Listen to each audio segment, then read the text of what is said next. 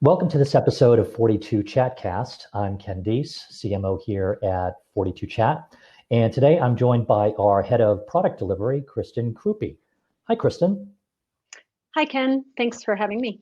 Oh, sure. So today we're going to talk about conversation design. But before we do that, I'd like to just sort of have you describe your role here at 42Chat. Sounds great. So as the head of product delivery, my team crafts the bot conversations that we build for our customers and essentially builds or configures the bot to meet a given customer's need.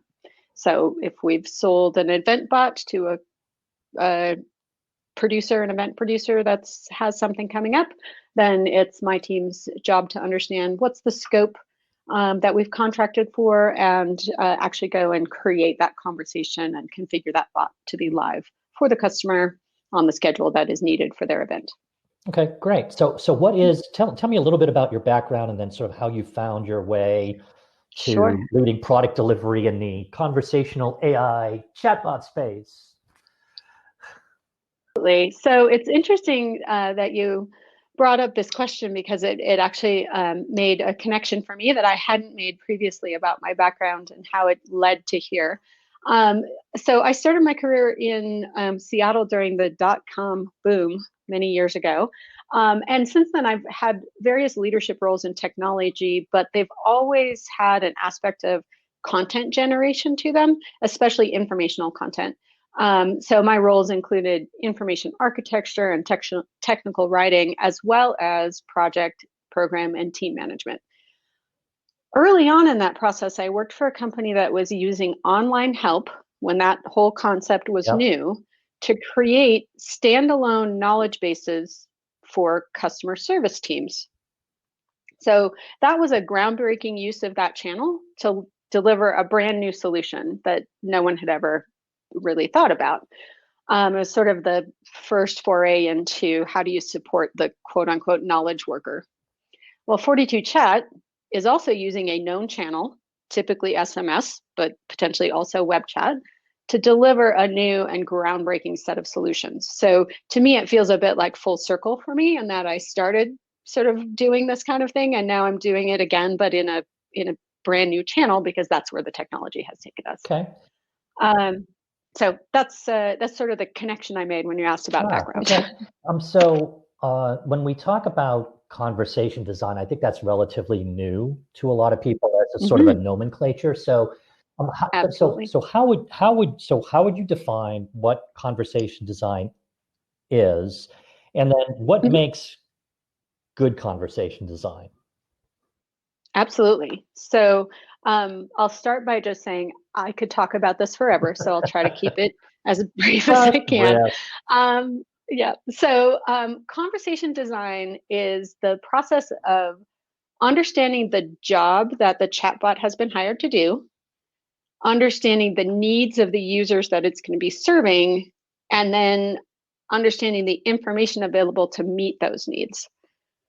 Once we get beyond that understanding, so we have that sort of context to work within, it's breaking that available information into the right modular pieces to be returned to the user when they query for it.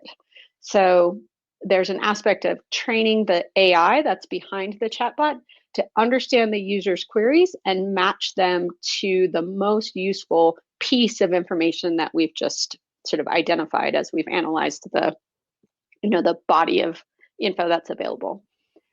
Good design is both response-centered, or you could think of it as user need-centered, and anticipatory. And those are some interesting concepts that frankly are evolving a bit, but we certainly try to focus on them as we're building bot conversations. Response-centered means we focus on the answer that the user needs and ensuring that the user gets that answer in the way they want it. In other words, they can ask for it in their natural text style, and we can essentially set up the bot conversation and the training to respond sort of as expected to that natural language question that they've just posed. So can you talk a little bit about that? Because I think a lot of people are still getting educated on bots, and there are these sort of structured bots, which are kind of decision Mm-hmm. trees, right? Then there might be Absolutely. Google Yep. Lite, Alexa, which is, here are some links. Can you talk a little bit about, for the layperson, how AI fits into this and how natural language processing fits in, and how sort of that approach to these chatbots might be different than what folks may have experienced to this point? Absolutely. Yeah. So you bring up a good contrast to what we do and what we think of as good design, in that, there's a place for structured conversations where you're presented with a menu and you choose from the menu and you sort of dig into those things. And we've all seen those and we've all used them with varying degrees of success, right? And we've also seen the ones where, yes, you can ask in a natural language, but really then what the system is doing behind the scenes is just trying to anticipate all the various things that you might need, and making you then choose which one matches your query most directly.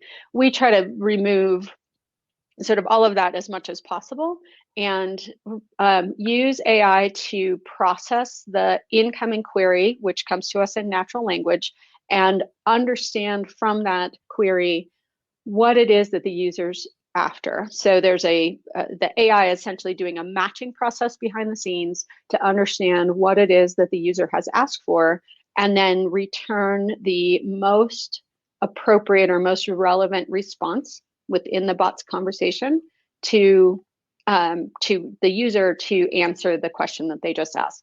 So rather than having to navigate a menu or ask the question and then choose from a bunch of different things, instead the bot returns the best possible answer for the question that they gave.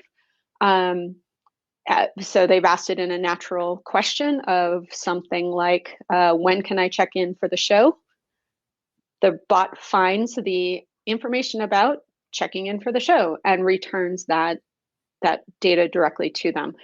So it feels much more conversational. It feels much more natural, than having to think about it in the way that you might think about trying to search for something, using a search engine or working your way through a menu. Okay. So, Um, no, go ahead. Oh, I was going to say, because that segues nicely into anticipatory design, which I touched on a little bit earlier, and I'd love to just expand on that Yeah. a bit.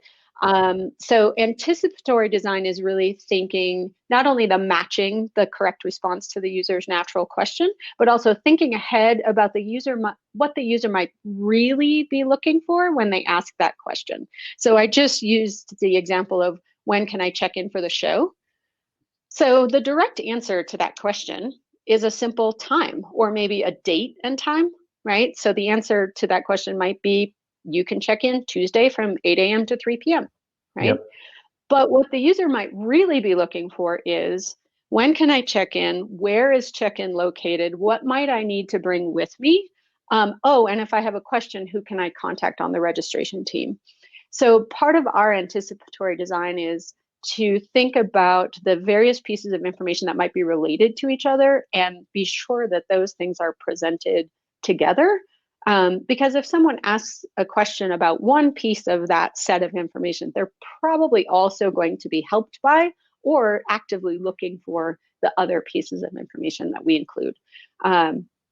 So we just be sure to really try to anticipate what those additional needs are and get all of those things back to them. Anticipatory design also includes cross-referencing a given response to other information that might be helpful. So this is sort of like if you like this, you might also like this, but in a bit more directed way. As an example, if a user asks for the address of the venue, they will get the address of the venue plus a link to directions. We will also cross-reference them to something like parking or transportation options, because if they're asking about the address, they're clearly thinking about getting to that location, right? And these are all different pieces of information that they might need in order to sort of actually achieve their objective at this point, which is get to the venue. And so as part of our design, we think about not only what information should be presented along with the answer to that question, but where else might they need to go within the conversation to get sort of complementary information. Okay. So a lot of what we've talked about is sort of the path to the right answers in a sort of a conversational way. Can you talk a little bit about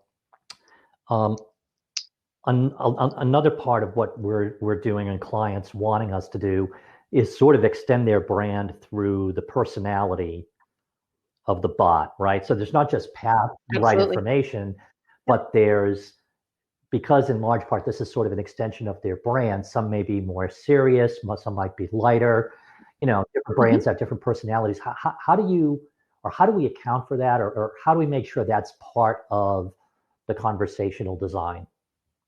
Yeah, absolutely. You bring up a good point.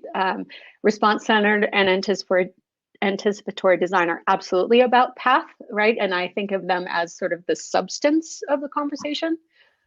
But we often build in personality, right, to enhance and match a customer's brand. And I think about the personality as the icing on the cake that entices users to want to have a slice or maybe have three, right? Right. So personality in the form of a bot takes the form of the bot's name, right? Giving it something of a human element, right? Giving it an avatar, and then also the tone of the responses that we return or that we write.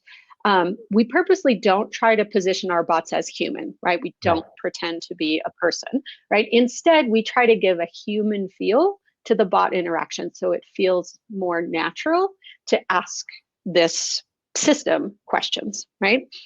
And ideally, that feeling is consistent with our customer's branded voice, right? That's the objective. So you mentioned, we can make that brand, or that voice more creative or lighthearted. We might build in some very casual language. We might even make it kind of funny, right? If that is in line with your brand. But if your brand is more straight-laced or it's a little more buttoned up, we might make your bot's tone very helpful and friendly, but it might skip the jokes and stick more to the facts that you need. Right. So these are things that we can adjust through, small pieces of just, do we include emojis or not include emojis? Do we add in a little bit of, a slightly funny little phrase to a particular response or not, right? So there's a lot of tweaking we can do to sort of match the personality of the conversation or the tone of the conversation to a customer's brand or messaging style. Okay. So given all of this and the fact that conversation design is still sort of emerging, when you're looking for people on, for a team, what are you finding are sort of the best backgrounds for conversation designers? Are these writers? Are they developers? Are they UX people? Like, as you think about conversation design and where that talent might come from, what are you finding out in the marketplace in terms of the types of folks who are sort of a good fit for that? So this is an excellent question, and frankly, it's been an interesting challenge as we build the company, right? Because there really isn't a direct match out there in the marketplace for the exact experience or the exact set of skills we need, both from a conversational standpoint or from a technical standpoint, right? Because we're using systems in a way that haven't been used that way in the past. So there's a learning curve technically, regardless of who we bring in. But what we look for then is transferable skills that predict, or at least we think predict, being able to do the kinds of things that they'll need to do when they're actually hands-on in the job. So some of those skills are things like information or instructional writing, especially if they've done that kind of writing for electronic delivery, because there's some very specific considerations when you're writing for something to be delivered electronically. Ideally, it's for something that's been delivered in very small chunks, but that's difficult for us to find. It's also things like having some background in user need or audience awareness. So this might be UX, right? But it doesn't have to be. There's some other places in writing or content generation where there's a strong focus on who's our audience and what's the best way to deliver messaging to them. And that can be really helpful. The other piece that we look for, and it's a little bit harder to nail down, is the capacity to organize information logically and to think in terms of modular pieces of information and how those might relate to each other.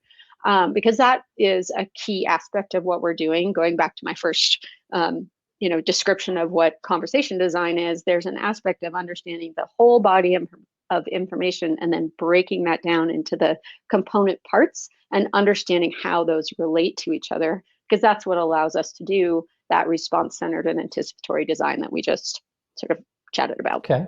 So we're recording this podcast at a time right when there are significant concerns about coronavirus and its impact on the event community. Which shows are going forward, which ones aren't, or are being postponed. And I know that there's some interesting sort of bot development work that's going on right now as it relates to this. Can you talk a little bit about that? Sure. Yeah, I'll talk about sort of the first response that we had to it. Started when we saw a few of our customers drafting statements about safety during their events. Right. So they were putting out information about, here are the measures we're going to take to try to keep our attendees healthy, right, and to prevent any sort of spread of this while you're on site for their event. We saw that happening and we recognized a need to add that information to all of our active bots right away. So we, for the ones who had a statement, we just grabbed that and put it in. For those who hadn't yet, we reached out to our customers and requested those statements so that we could add that information to their bots. And that prompted some of them to think about it for the first time. It hadn't yet sort of come to their attention. So that was a nice value we added for them. Now we're developing a bot conversation with a very specific, relevant job in mind. And the idea is we want to be able to help event organizers, or it could even be, sort of anyone sort of heading up an organization that has activities that might be affected by this. So we want to help those organizers communicate the current status of their event or their activity with respect to the coronavirus concerns. So this bot would be available on their website for an event or organization, and its primary purpose would be to answer the question of whether the event is currently still on or has been postponed or rescheduled or canceled, whatever. Because we can predefine the responses for those various cases, it's a very easy way for our customers to change the messaging to their users if the status of their event changes. So we can anticipate now, oh, your event is on, but if it changes to canceled, here's the messaging you'd like to get out. If it changes to rescheduled, here's the messaging you'd like to get out. We can build that into the bot conversation right away and very easily switch based on what that status is from, yep, the event's on, here's our safety information, here's what you need to know, to, oh, the event's been rescheduled, here are the new dates, here's the new venue, here's what you need to know about registration changing or not. So this is something we're developing right now. We expect to go to market with it very shortly. Yeah, I mean, we can anticipate. I mean, we already know our clients are getting inundated with phone calls and trying to updates on the status. And this just sounds like a something that, from an industry perspective, could be pretty valuable. Well, Kristen, thank you so much. We hope so. Thank you so much for talking conversation design with us today on the ChatCast. Thanks to all of you for joining us on this episode of 42ChatCast, and we look forward to you joining us for future podcasts. Have a great day, everybody.